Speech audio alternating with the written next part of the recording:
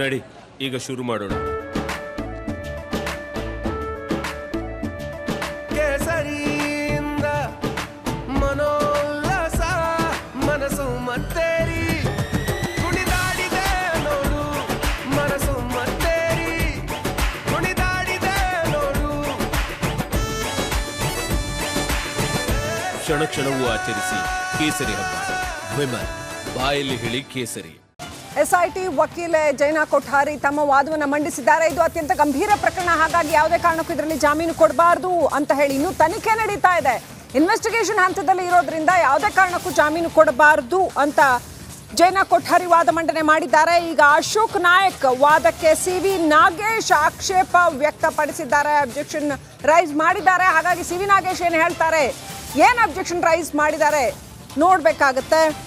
ಇನ್ನಷ್ಟು update points ಬರಬೇಕು. China Kothari ವಾದ ಮಂಡನೆಯನ್ನು ಮುಕ್ತಾಯ ಮಾಡಿದ್ದಾರೆ. ತನಿಖೆ ನಡೀತಾ ಇದೆ, ಗಂಭೀರವಾದ ಪ್ರಕರಣ ಅಂತ ಹೇಳಿದ್ದಾರೆ. ಒಂದಷ್ಟು ಸುಪ್ರೀಂ ಕೋರ್ಟ್ ಜಡ್ಜ್ಮೆಂಟ್ಗಳನ್ನ ಉಲ್ಲೇಖ ಮಾಡಿ ಇದುವರೆಗೂ ಅವ್ರ ಹತ್ರ SIT ಏನು ತನಿಖೆಯ ಸಾಕ್ಷ್ಯಗಳನ್ನು ತಂದಿದೆ ಅದನ್ನು ಜಡ್ಜ್ ಮುಂದಿಟ್ಟು ಅವರ ವಾದವನ್ನು ಮುಕ್ತಾಯಗೊಳಿಸಿದ್ದಾರೆ. ಹಾಗಾದರೆ ಏನಾಗುತ್ತೆ, HD ರೇವಣ್ಣ ಅವರ ಭವಿಷ್ಯ ಏನಾಗುತ್ತೆ, ಬೇಲ್ ಸಿಗುತ್ತಾ ಇಲ್ವಾ, ಸಿಗುತ್ತೆ ಅಂತಂದರೆ ಯಾವೆಲ್ಲ ಅಂಶಗಳ ಮೇಲೆ ಸಿಗುತ್ತೆ, ಅಥವಾ ಬೇಲ್ ನಿರಾಕರಣೆ ಆಗುತ್ತೆ ಅಂತಂದ್ರೆ ಹಾಗಾದ್ರೆ ಕೇಸ್ ಇನ್ನಷ್ಟು ಸ್ಟ್ರಾಂಗ್ ಆಗುತ್ತಾ, ಈ ಕೇಸು ಮುಂದೆ ಏನಾಗುತ್ತೆ ಅನ್ನೋದರ ಕುರಿತಾಗಿ ಒಂದಷ್ಟು ದಿಕ್ಕು ದೆಸೆ ಇವತ್ತು ಗೊತ್ತಾಗತ್ತಾ, ಈ ಎಲ್ಲ ಪ್ರಶ್ನೆಗಳಿಗೆ ಇದರ ತೀರ್ಪು ಬಂದ ಮೇಲೆ ಉತ್ತರ ಸಿಗತ್ತೆ.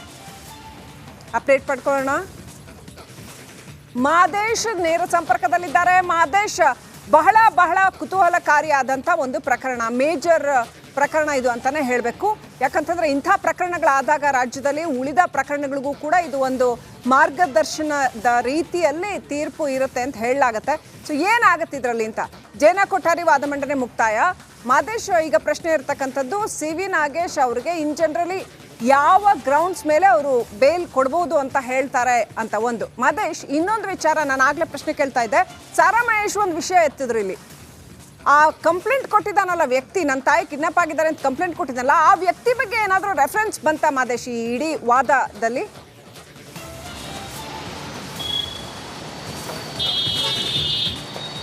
ಶ್ರೀಲಕ್ಷ್ಮಿ, ಈಗಾಗಲೇ ಈ ಒಂದು ಪ್ರಕರಣಕ್ಕೆ ಸಂಬಂಧಪಟ್ಟಂತೆ ಸಾಕಷ್ಟು ವಾದ ವಿವಾದಗಳು ನಡೀತಿದೆ. ಆಗಿಂದಲೂ ಕೂಡ ಇಬ್ಬರು ಕೂಡ ಹಿರಿಯ ವಕೀಲರು ಜೈನಾ ಕೊಠಾರಿ ಮತ್ತು CV ನಾಗೇಶ್ ಒಂದಷ್ಟು ಅವರದ್ದೇ ಆದಂಥ ಪ್ರಿಪ್ರೇಷನ್ ಮಾಡ್ಕೊಂಡು ಬಂದಿರ್ತಾರೆ, ಒಂದಷ್ಟು ಎಕ್ಸಾಂಪಲ್ಗಳನ್ನು ಕೊಡ್ತಿದ್ದಾರೆ, ಬೇರೆ ಬೇರೆ ಕೇಸ್ನ ಆದೇಶಗಳನ್ನು ಕೂಡ ಹೇಳ್ತಿದ್ದಾರೆ. ಇಲ್ಲಿ ಪ್ರಮುಖವಾಗಿ ಈ ಒಂದು ಕೇಸ್ ಯಾಕೆ ಇಷ್ಟೊಂದು ಇಂಪಾರ್ಟೆಂಟ್ ಪಡೆದುಕೊಳ್ತಿದೆ ಅಂದರೆ, ಇಲ್ಲಿ ಆರೋಪಿ ಸ್ಥಾನದಲ್ಲಿರುವಂಥ ವ್ಯಕ್ತಿ ಆಗಿರ್ಬೋದು, ಜೊತೆಗೆ ಬೇರೆ ಬೇರೆ ರೀತಿಯಾದಂಥ ಕೇಸ್ಗಳು ಕೂಡ ಇಲ್ಲಿ ಸದ್ದು ಮಾಡ್ತಿದೆ. ಅಂದರೆ ಆರೋಪಿ ಸ್ಥಾನದಲ್ಲಿರುವಂಥ HD ರೇವಣ್ಣ ಅವರ ಮೇಲೆ ಕೇಸ್ಗಳಿದೆ, ಜೊತೆಗೆ ಅವರ ಮಗನ ವಿರುದ್ಧವೂ ಕೂಡ ಸಾಕಷ್ಟು ಆರೋಪಗಳಿದೆ.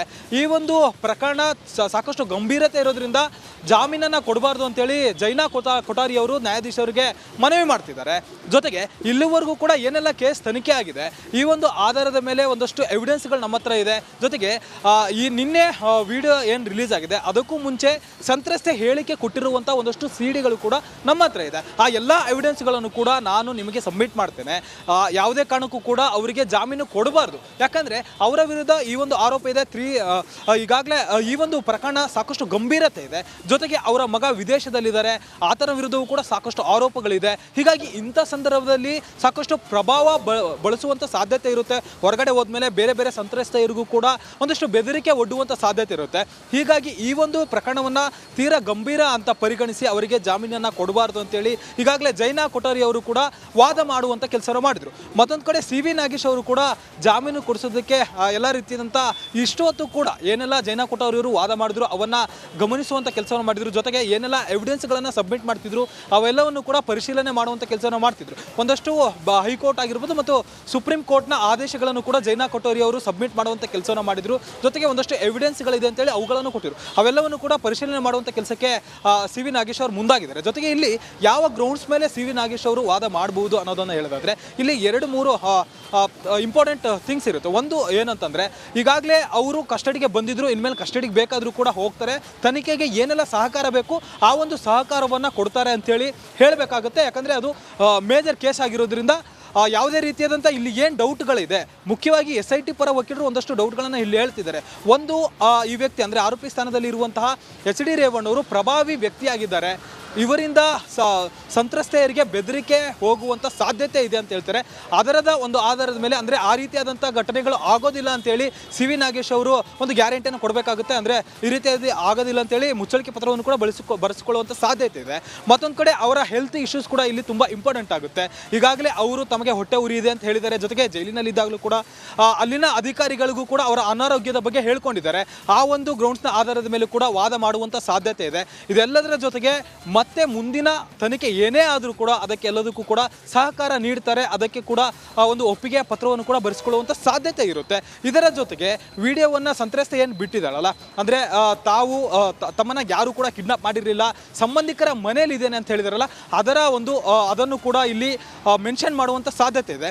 ಮತ್ತೊಂದು ಕಡೆ ಇಲ್ಲಿ ತುಂಬ ಇಂಪಾರ್ಟೆಂಟ್ ವಿಚಾರ ಕೂಡ ಯಾರು ಗಮನಿಸಿಲ್ಲ ಅಂತ ಅನ್ಸುತ್ತೆ. ಅಂದರೆ ಸಾರಾ ಮಹೇಶ್ ಅವರು ಏನು ಉಲ್ಲೇಖ ಮಾಡಿದ್ದಾರೆ, ನೀವು ಕೂಡ ಆಗ ಹೇಳ್ತಿದ್ರಿ, ಇಲ್ಲಿ ದೂರುದಾರ ಯಾರಿದ್ದಾನೆ ಆ ವ್ಯಕ್ತಿಯ ವಿಚಾರವಾಗಿ